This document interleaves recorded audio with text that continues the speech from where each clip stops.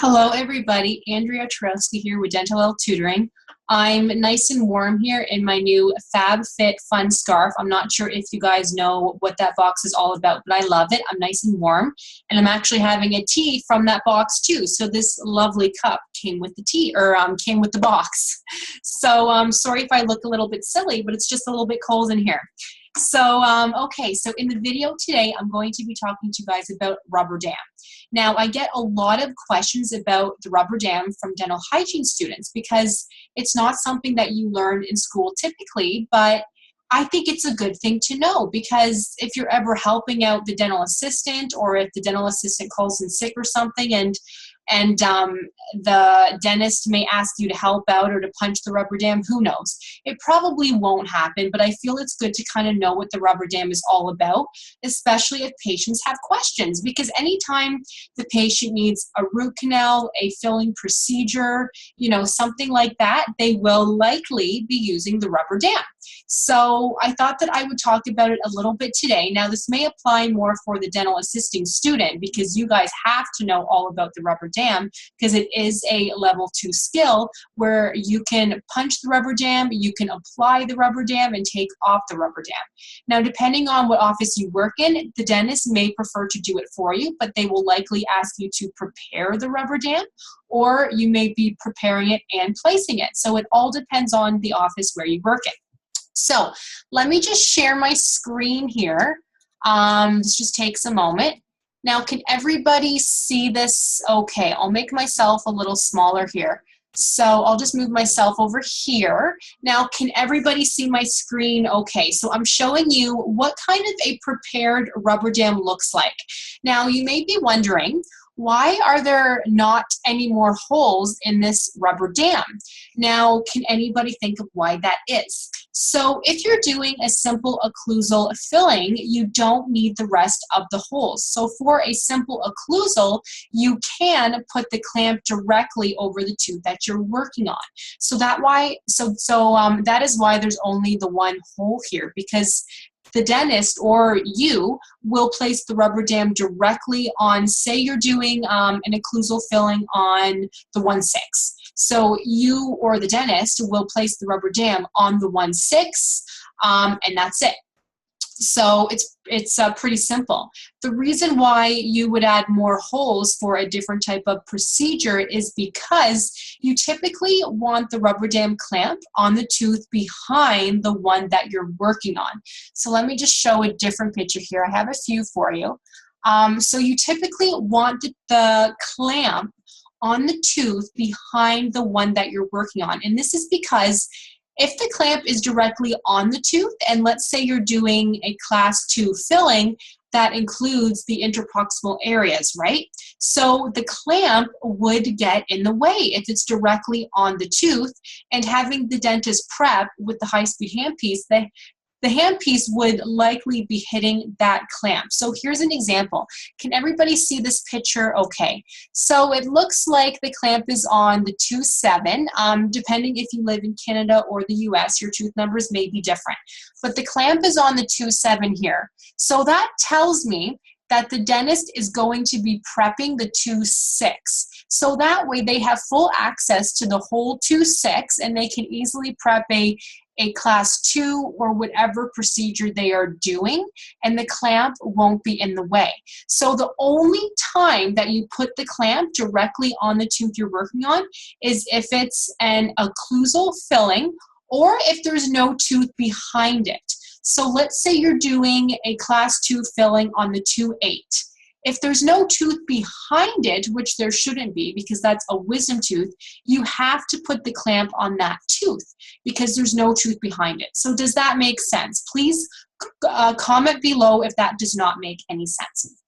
And when you're preparing the rubber dam, you want to punch the holes into the second arch. Now, how I learned it, but it depends on the school that you attend, is actually this is incorrect, because what we would do is we would punch the holes into the next arch, or into the next quadrant. So I would actually be able to see the tooth 1/1 also. So they punch the holes up onto the 2/1.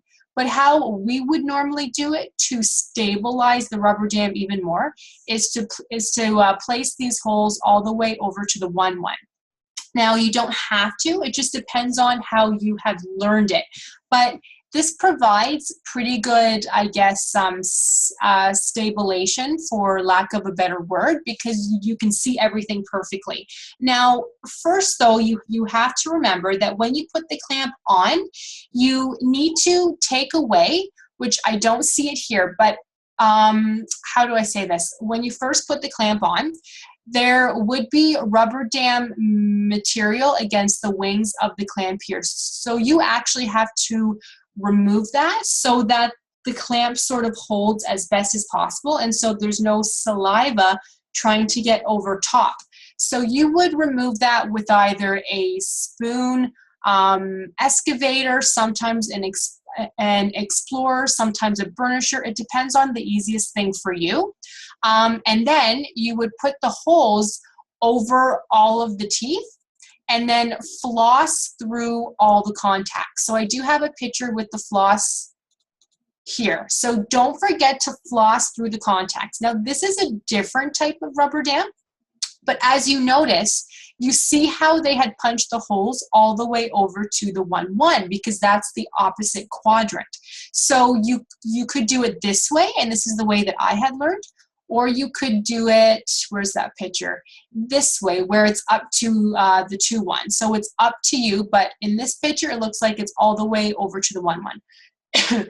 And always make sure that the clamp is nice and stabilized, because you don't want it to pop off, because that can be sore for the patient. So the clamp has to be right along sort of that the margin of the tooth. So it may be on the gums a little bit, but the patient's frozen, so they won't be able to feel it. But try not to put it all the way on the gums, because then when the freezing comes out, it will be painful. So just try to get it along the sides. I wish I had a better photo.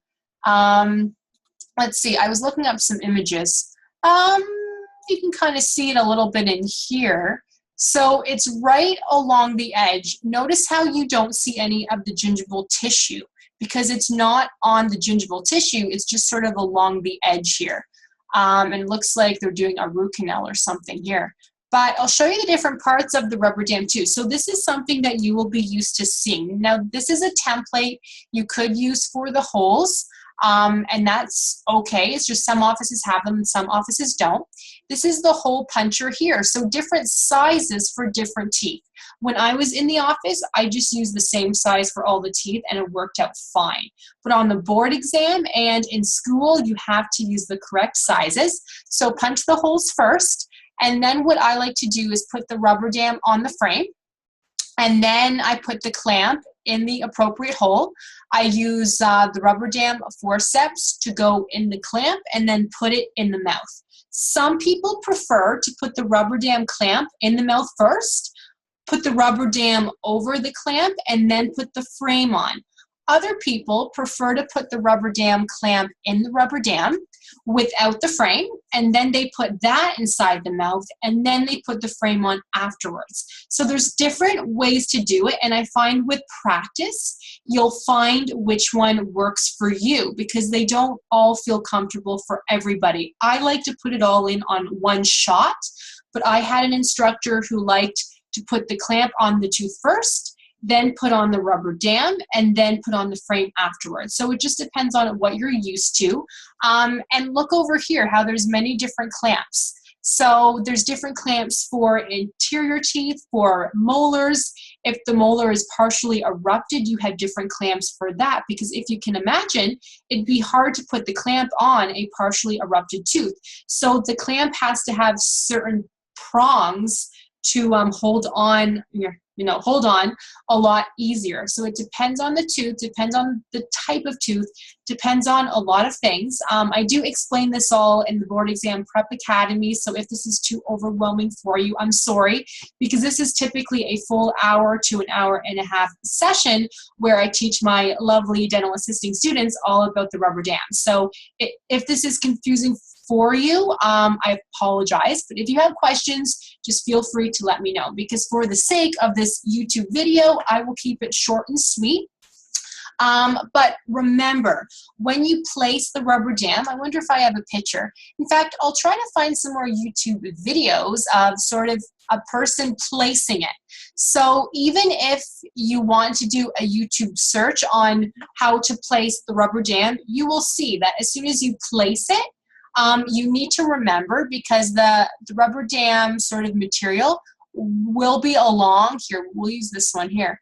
Will be along the wings of the clamp, and you have to actually take that off with an Explorer, a spoon excavator, a burnisher, you know, whatever's easier for you, so that the rubber dam is as stable as possible. What else can I show you guys? I actually saw a good picture as I was scrolling along.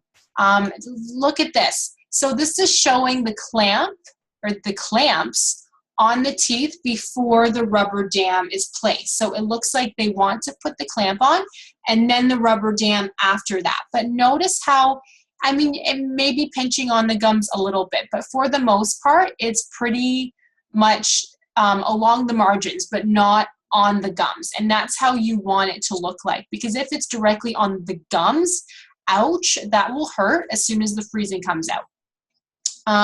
This is a nicely prepared rubber dam, and it looks like they had tied floss into the hole here so that if the rubber dam clamp comes off, they can catch onto that piece of floss and catch it before it goes in the patient's mouth. That never happens, and we don't, it's called ligating the rubber dam. We don't do that in the office because there's no time. Like if I had to spend time putting a piece of floss through the hole here, like that would take an extra couple minutes when they never go down the patient's throat anyway, knock on wood. But this is something that you have to know for school and for the board exam, because they will ask you how to ligate the rubber dam. To do that, you have to tie some floss into a hole here, tie a knot. I think they're showing a knot right here, and then pull that piece of floss outside the mouth so that if it comes off, then you can just quickly catch on to that floss before it goes down the patient's throat. Never happens, but you do have to know that for school. But yeah, you guys, I think I went over pretty much the more common questions that I have for the rubber dam. If you guys have more questions though, please just comment on the video below. Let me just stop my screen here. So please comment below if you have more questions. I hope that this helped, and I will see you guys all very, very soon.